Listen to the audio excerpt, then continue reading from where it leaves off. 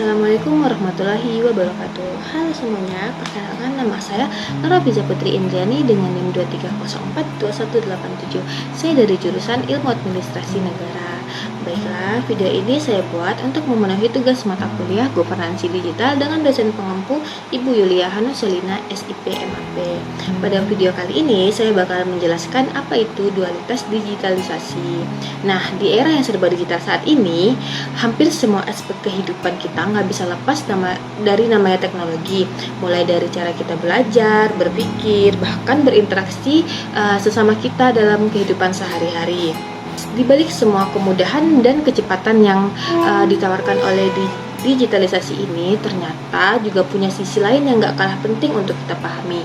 Nah, itulah yang disebut dengan dualitas digitalisasi, yaitu dua sisi dari kemajuan teknologi yang membawa peluang besar sekaligus tantangan baru.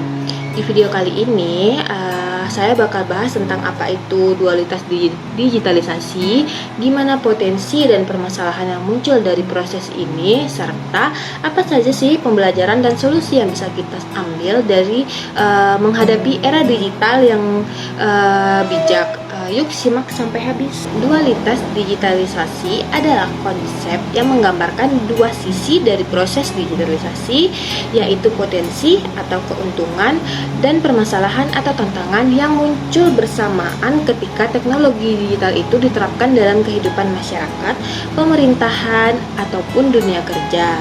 Nah, dengan kata lain, dualitas digitalisasi menunjukkan bahwa digitalisasi tidak hanya membawa dampak positif, tetapi juga memberikan efek samping yang perlu diwaspadai. Nah, contohnya apa saja? Contoh dari sisi positifnya atau potensinya yaitu digitalisasi membuat pekerjaan jadi lebih mudah, efisien, pelayanan publik lebih cepat, informasi lebih mudah diakses, dan komunikasi menjadi tanpa batas.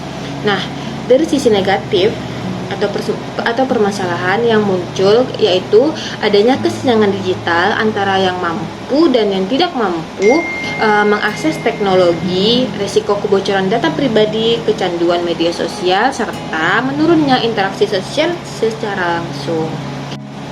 Dualitas digitalisasi ini diibaratkan seperti dua sisi yang berbeda.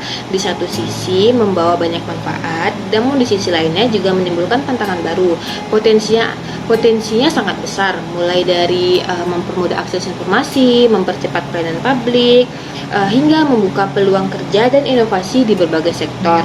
Misalnya, masyarakat kini bisa langsung mengurus administrasi pemerintahan tanpa harus langsung datang ke kantornya, cukup lewat aplikasi atau website. Namun di balik kemudahan itu muncul juga masalah seperti kesenjangan digital antara masyarakat yang melek teknologi dan yang belum, ancaman keamanan data pribadi, serta potensi penyalahgunaan teknologi untuk kepentingan tertentu.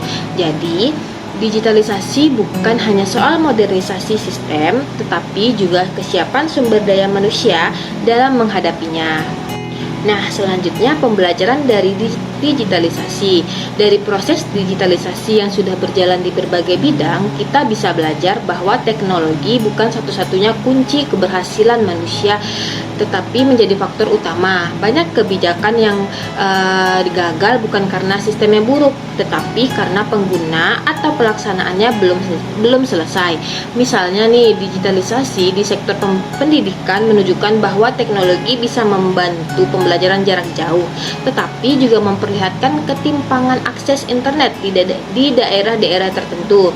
Pembelajaran pentingnya adalah bahwa digitalisasi harus disertai peningkatan literasi digital, pelatihan sumber daya manusia, serta infrastruktur yang merata agar manfaatnya bisa dirasakan oleh semua kalangan, bukan hanya kelompok-kelompok tertentu saja. Selanjutnya yaitu solusi dan kritik terhadap digitalisasi. Kritiknya, digitalisasi seringkali terlalu fokus pada aspek teknologi dan lupa pada aspek sosial.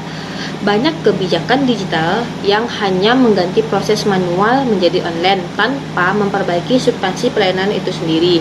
Akibatnya, masyarakat memang bisa mengakses layanan secara digital, tapi tetap menghadapi birokrasi yang rumit dan sistem yang belum ramah pengguna. Solusinya yaitu digitalisasi ini perlu diimbangi dengan reformasi sistem dan perubahan budaya kerja. bukan hanya sekedar memindahkan layanan internet. Pemerintahan dan lembaga terkait juga perlu melibatkan masyarakat dalam perancangan kebijakan digital agar kebutuhannya benar-benar terjawab. Dengan itu, digitalisasi bisa menjadi alat pemberdayaan, bukan sekedar simbol kemajuan semu. Sekian penjelasan materi dari saya, kurang dan lebihnya saya mohon maaf. Saya akhiri. Wassalamualaikum warahmatullahi wabarakatuh. Bye.